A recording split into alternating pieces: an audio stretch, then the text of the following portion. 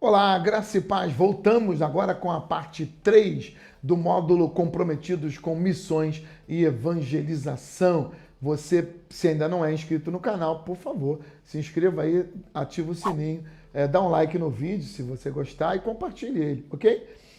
Bom, pescando na minha lagoa missionária. Gente, agora nós vamos entender onde nós podemos evangelizar. Quem são as pessoas que são alvos nossos, público-alvo nosso? Vamos entender um pouco sobre isso. Jesus gritou: venham comigo e eu lhes mostrarei como pescar as almas dos homens. Mateus 4:19.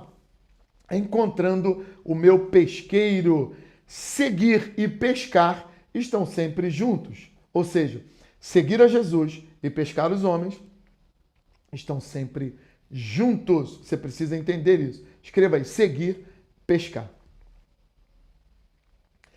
Veja a diferença entre caçar e pescar.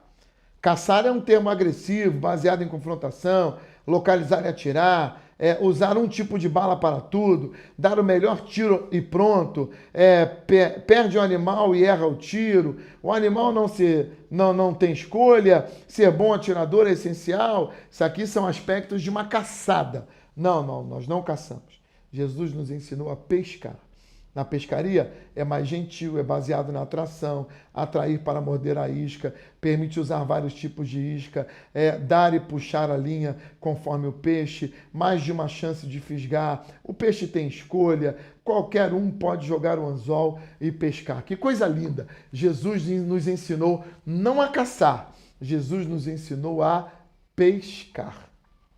Nos tempos de Jesus, usavam-se redes para pescar. Hoje temos vários métodos de pescaria que vão até barcos super equipados com sonar para detectar os cardumes.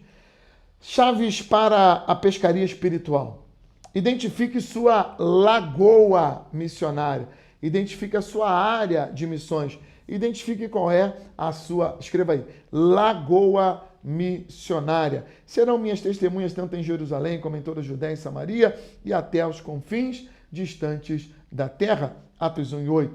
Padrão do Novo Testamento: Jerusalém, Judéia, Samaria e o mundo. Padrão da igreja: nós estamos inseridos numa igreja, no contexto aqui do complexo do Alemão, no Rio de Janeiro. Então nós temos o complexo do Alemão, a cidade do Rio de Janeiro, o estado do Rio de Janeiro, todos os estados do Brasil e o mundo. Então nós vamos crescendo e nós precisamos entender quais são as nossas áreas de atuação. Jerusalém, Judéia, Samaria e mundo. Isso vai crescendo conforme nós vamos ampliando a nossa visão. Meu círculo de influência. Qual é o meu círculo de influência? Meu pesqueiro espiritual. Deus me faz mais responsável pelas pessoas com quem já me relaciono. Então preste atenção. Eu preciso entender que a minha área de atuação está nas pessoas que estão próximas de mim. Eu, minha família, meus parentes, meus amigos, meus vizinhos e os meus conhecidos. Então eu preciso entender quem são a minha família, quem são meus parentes, quem são meus amigos, quem são meus vizinhos e colegas e quem são os meus conhecidos. São essas pessoas que eu vou poder evangelizar com mais tranquilidade, que eu terei mais liberdade para pregar a palavra. Onde eu devo começar primeiro? Com aqueles que estão mais perto. Minha família, obviamente. Ok? As famílias, os colegas ou parentes, os amigos, pessoas que encontramos, nós precisamos progredir na evangelização, sempre dos mais próximos aos mais distantes. 2. Aprenda sobre os tipos de peixes em sua lagoa. Tipos de peixes. Escreva aí, tipos de peixes. Aprenda sobre os tipos de peixes em sua lagoa. Quando trabalho entre judeus, vivo como judeu a fim de agradar aos judeus. Assim também, quando estou entre os não-judeus, vivo fora da lei de Moisés, a fim de ganhar os não-judeus. Quando eu estou entre os fracos na fé, me torno fraco também a fim de ganhá-los. Assim, eu me torno tudo para todos a fim de poder, de alguma forma, salvar alguns. Faço tudo isto por causa do Evangelho, a fim de participar das suas bênçãos. 1 Coríntios 9:20 ao 23, Paulo nos ensina como ganhar aqueles que estão próximos de nós. Quanto mais eu conheço a pessoa, mais fácil é alcançá-la. Escreva aí. Mais fácil é alcançá-la. Quais são seus interesses, necessidades e dores? Você precisa conhecer isso. Escreva interesses, necessidades e dores. O que prende a nossa atenção? Coisas que nós valorizamos. Escreva aí, valorizamos. Coisas que nos ameaçam, coisas que são diferentes e especiais. Então escreva, valorizamos, nos ameaçam, diferentes e especiais. O que mais precisamos saber sobre as pessoas que vivem em nossa área? Quais são os costumes, as coisas que elas sofrem, as coisas que elas gostam. Nós precisamos ter uma visão do que essas pessoas fazem, do que elas possuem. Então, aquilo que eles possuem, aquilo que eles sentem, quais são as necessidades. Você precisa entender isso para poder alcançar essas pessoas. 2.2. O que eu tenho em comum com eles? Em comum, escreva aí. O segredo fundamental de falar de Cristo para as pessoas. Assim, usando muitas comparações como essa, Jesus falava ao povo de modo que eles podiam entender. Você precisa falar de forma que as pessoas possam entender o que você está falando. Antes de compartilhar as boas novas, você primeiro deve achar as coisas em comum. Escreva aí, as coisas em comum. Você precisa criar um vínculo, criar um elo com as pessoas com as quais você está se relacionando. Antes de alcançá-las, você deve ser capaz de se relacionar com eles. Relacionar. Faça uma lista de áreas em que você tem terreno comum com os sem igrejas, com as pessoas não crentes em sua vida, experiências comuns, interesses comuns, necessidades comuns, dores comuns, tudo isso faz parte da estratégia de evangelização. Lembre-se que os peixes têm fome. Então, escreva aí, fome. Isso é chamado de receptividade. Que a abertura eles dão para o evangelho. Escreva aí, abertura. Que abertura eles dão para o evangelho. É importante entender que as pessoas funcionam através de um processo até aceitar a Cristo. Por isso, devem ser evangelizadas diferentemente dependendo de onde estão nesse processo. Cada um vive uma situação diferente. Então, nós precisamos entender a situação que a pessoa está vivendo para poder alcançá-las. Exemplos de níveis de receptividade espiritual são importantes. Cada um tem uma fase, um nível espiritual. Você precisa entender tudo isso para poder não se perder e não lançar pérolas equivocadas enquanto estiver evangelizando. 4 tipos de receptividade que você precisa estar atento. A parábola do semeador nos fala de 4 solos diferentes. Perceba que quando Jesus fala em Mateus 13, ele não está falando de 4 sementes diferentes. Ele fala de 4 solos diferentes. São 4 receptividades diferentes. São 4 tipos de receptividade. Primeiro, solo duro, coração defensivo. Segundo, solo batido, coração impulsivo. Terceiro, solo com ervas e espinhos, coração distraído. E o quarto, solo bom, coração receptivo. Você vai encontrar isso o tempo todo. 4 tipos de solo. Quando você começa a evangelizar, você precisa identificar o solo para o qual você está falando. Algumas pessoas se mostram muito perto de aceitar a Cristo, enquanto outras estão muito distantes. O evangelismo efetivo está em se perceber quão receptiva é a pessoa e daí ficará mais fácil ajudá-la a dar o próximo passo. Então, o que nós precisamos enquanto estamos evangelizando é perceber o nível de receptividade daquela pessoa. Como receber a Cristo e crescer como pessoa. Perceba que as pessoas estão muito longe de Jesus até se aproximarem mais. Então, perceba isso. Autossuficiente, cético, resistente, apático espiritual. Isso aí é o estágio da resistência. Toma-se consciência de suas necessidades e do vazio espiritual. É o estágio da recepção. Começa a buscar respostas para perguntas e soluções para problemas. É o estágio da investigação. Considera as diferenças entre si e os crentes. É o estágio da consideração. Aprende por que e como tornar-se cristão. É o estágio do entendimento. Está pronto para receber a Cristo. É o estágio de prontidão. Então nós vamos do -6 até o -1. Estágio de resistência, recepção, investigação, consideração, entendimento e prontidão. Você precisa entender isso. Você precisa saber quando uma pessoa está muito repulsiva ou quando ela já está receptiva à palavra de Cristo. E aí vem a nova série, a nova vida em Cristo, vem o novo nascimento. Então você tem o batismo e a conexão com a família cristã. Depois você tem os talentos dados por Deus como molde para servir os outros. Depois você tem, antes você tem a prática dos hábitos necessários para crescimento cristão. Você tem o compartilhamento das boas novas como não crente e depois vivendo com um propósito maior de glorificar a Deus.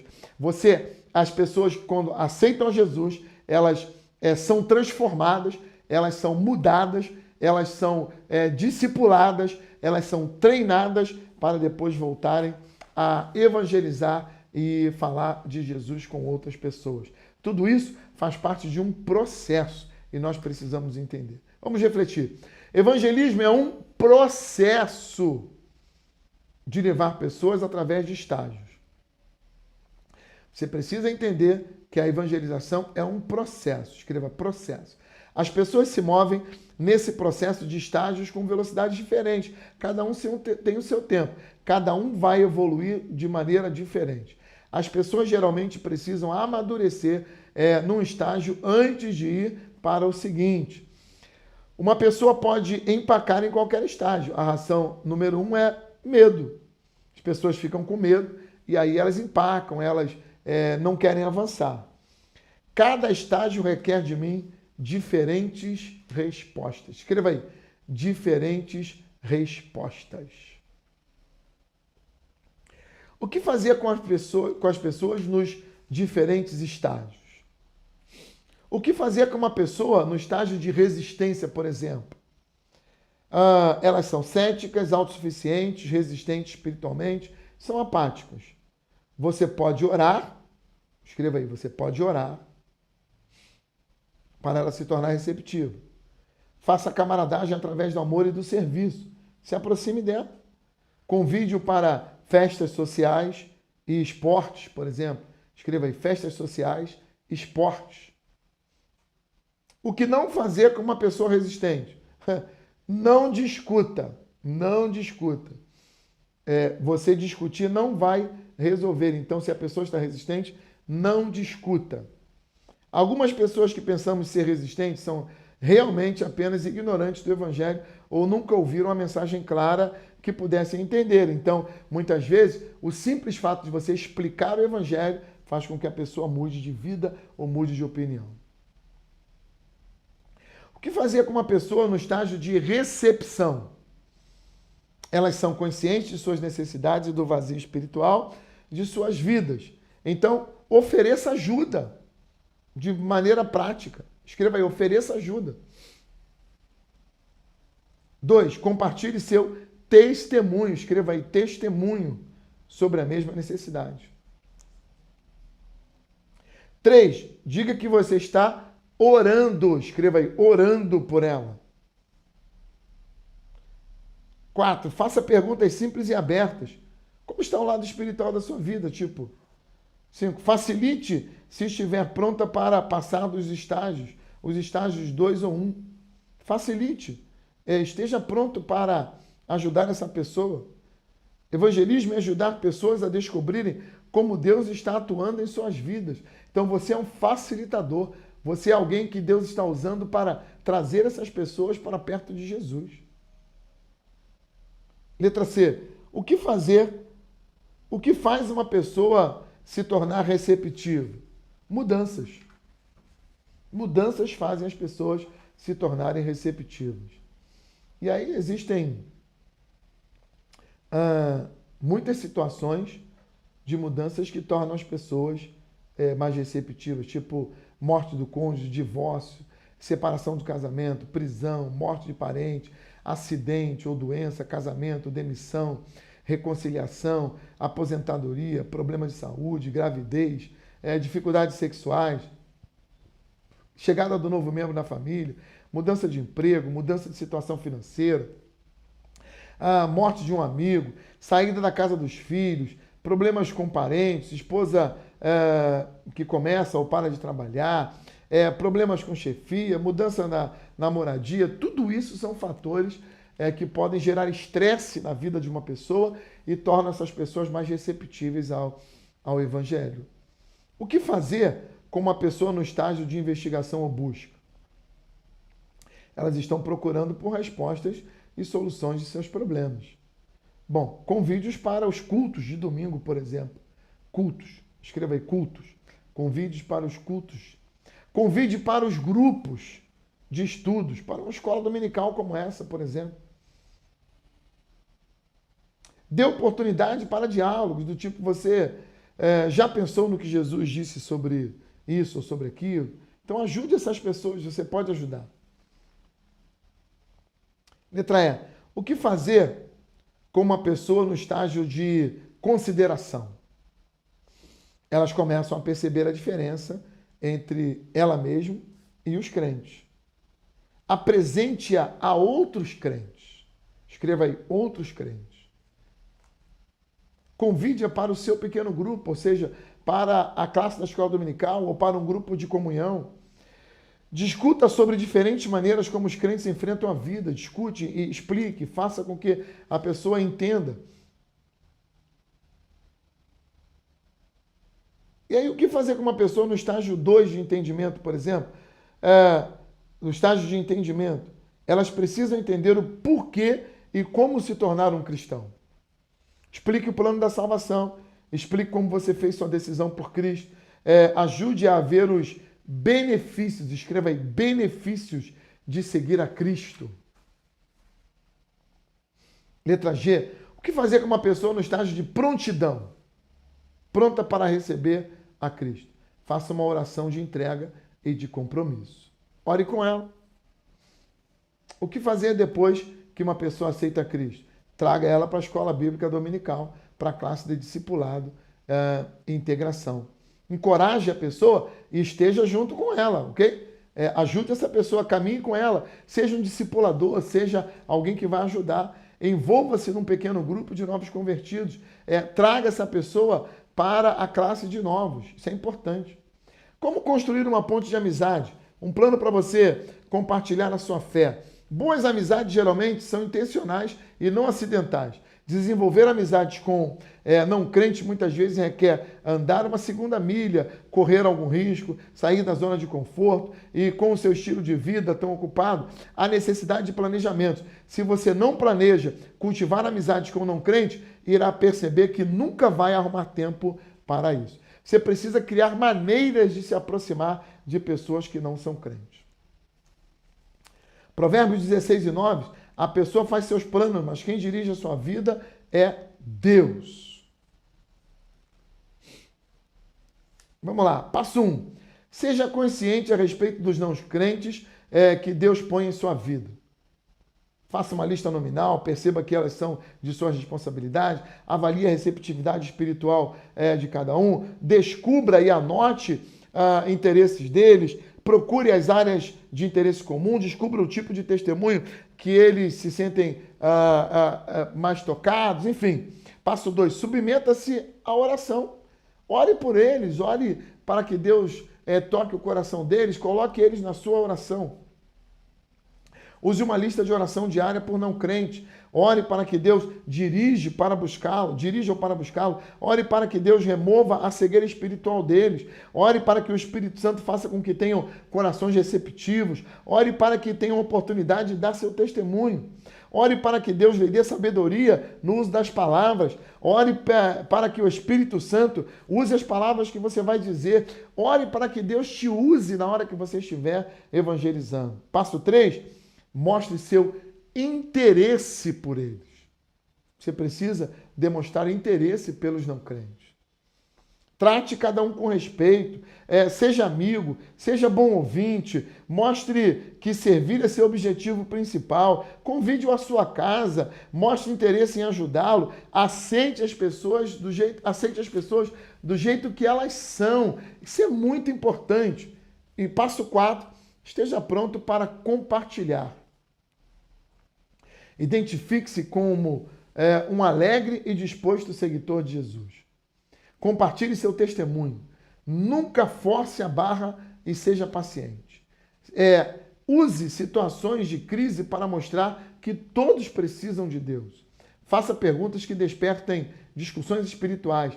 Ofereça literatura ou mensagens que possam ser apropriadas para isso. Concentre-se no essencial.